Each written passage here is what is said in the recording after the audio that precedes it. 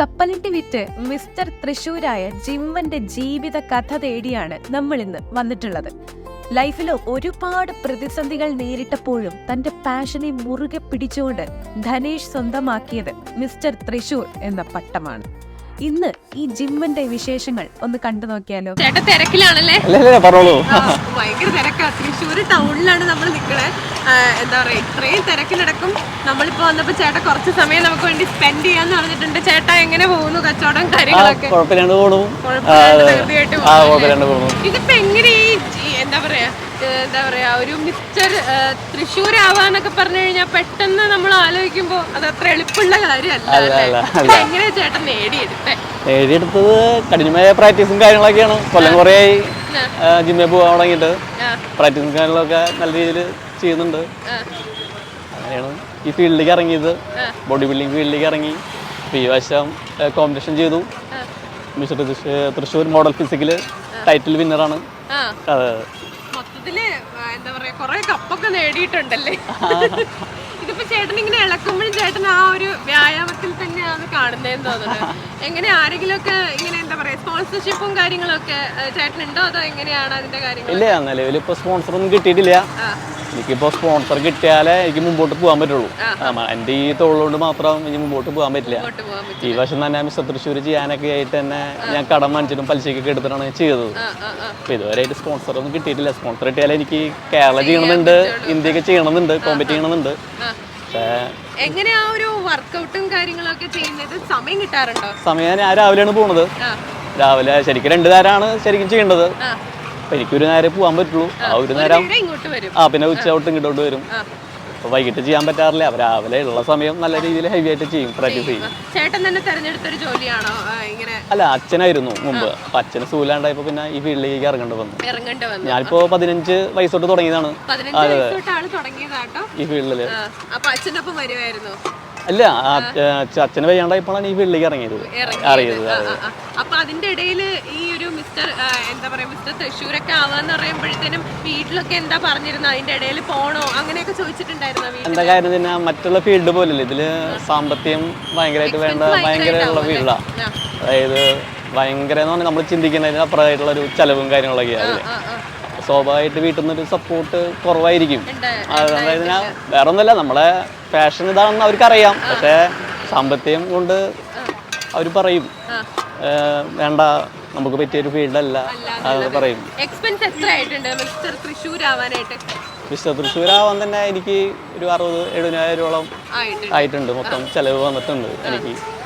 പിന്നെ ചില ദിവസങ്ങൾ കച്ചവടത്തിന് വരാൻ പറ്റില്ല, അങ്ങനെയൊക്കെ വരും. ഇപ്പൊ നമ്മൾ നിൽക്കുന്നതിന്റെ തൊട്ടടുത്ത് തന്നെ ചേട്ടന്റെ ആ ഒരു ഫ്ലെക്സും കാര്യങ്ങളൊക്കെ ഉണ്ട്. അപ്പൊ ഇത് കണ്ടിട്ട് ആരെങ്കിലും ചോദിക്കാറുണ്ട് ചേട്ടനല്ലേ? പിന്നെ ധാരാളം പേര് കണ്ടിട്ട് വരുന്നവരുണ്ട്.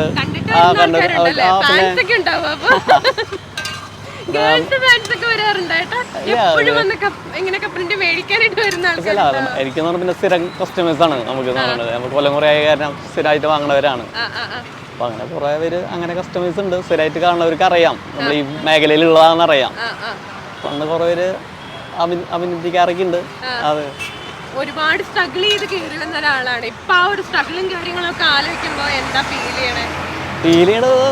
സന്തോഷമാണ്, വളരെയധികം സന്തോഷമാണ്. ഞാൻ അത്രയും ഈ വർഷം അത്രയും കഷ്ടപ്പെട്ടിട്ടുണ്ട് ഞാൻ ഇതൊന്ന് എടുക്കാനായിട്ട്. കാരണം അത്രയും ഹെവി പ്രാക്ടീസും കാര്യങ്ങളൊക്കെ ആയിരുന്നു. പിന്നെ ഞാൻ പറഞ്ഞല്ലോ, അവിടെ നിന്ന് ഇവിടെ നിന്ന് കടമൊക്കെ വാങ്ങിച്ചിട്ടായിരുന്നു. അപ്പോൾ ഭയങ്കര അവിടെ നിന്നൊക്കെ റോൾ ചെയ്തിട്ടാണ് ഞാൻ ചെയ്തത് തന്നെ. അതെ, അത്രയും പാഷൻ എന്ന് പറഞ്ഞാൽ അത്രയും പാഷനാണ്. അല്ല, ഓരോരുത്തർക്കും ഓരോ പാഷൻ ഉണ്ടാവില്ല. ചിലവർക്ക് മദ്യപാനം, ചിലവർക്ക് സിഗരറ്റ് വലി. എന്നെ സംബന്ധിച്ചാൽ എനിക്ക് എൻ്റെ പാഷൻ എന്ന് പറഞ്ഞത് ജിമ്മാണ്.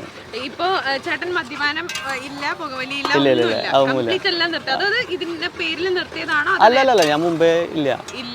ഞാൻ ഇപ്പൊ ഈ ഫീൽഡിൽ തന്നെ കൊല്ലം കുറേ ആയി. 10 കൊല്ലത്തിന് മേലെയായി ജിമ്മിന് പോകാൻ തുടങ്ങിയിട്ട്. ഞാൻ ചെറുപ്പം തൊട്ട് തന്നെ ആ വക പരിപാടിയൊന്നും ഇല്ല. എന്റെ ലഹരി എന്ന് പറഞ്ഞ ജിമ്മാണ്.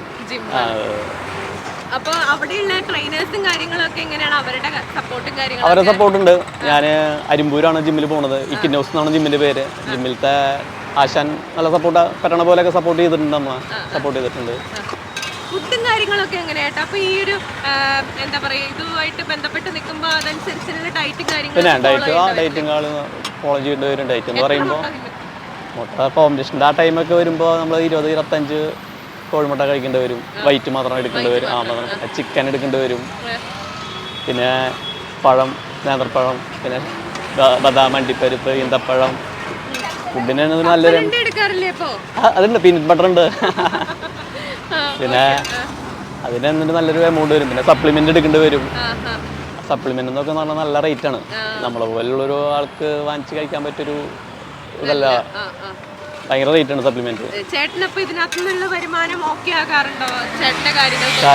ഇപ്പോ കച്ചവടം മൊത്തത്തിൽ കുറവായ കാരണം അതിന്റെ ഒരു ഇതില് തട്ടിമുട്ടി പോണു.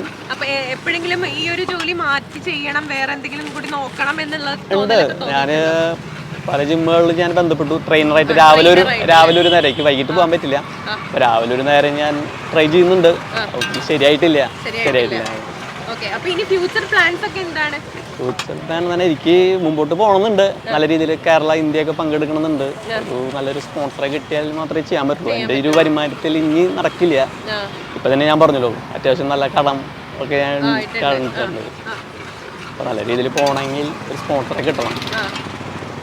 അപ്പോൾ സ്പോൺസറൊക്കെ കിട്ടി അടിപൊളിയാവട്ടെ, സെറ്റ് ആവട്ടെ. എന്താ പറയുക, ഇനിയുള്ള കുറെ കോമ്പറ്റീഷൻസ് ഒക്കെ ചേട്ടൻ പ്രിപ്പയർ ചെയ്യണ്ടേ ഇതിനു വേണ്ടി? ഇപ്പൊ നല്ല രീതിയിലാണ് പ്രാക്ടീസും കാര്യങ്ങളൊക്കെ നല്ല രീതിയിലാണ് പോണത്. അപ്പോൾ സ്പോൺസർ കിട്ടിയാലേ എനിക്ക് ചെയ്യാൻ പറ്റുള്ളൂ. അതെ. ഓക്കെ, അപ്പൊ എല്ലാവിധ ആശംസകളും കേട്ടോ. തിരക്കാണ്, എന്നാലും കച്ചവടം നടക്കട്ടെ.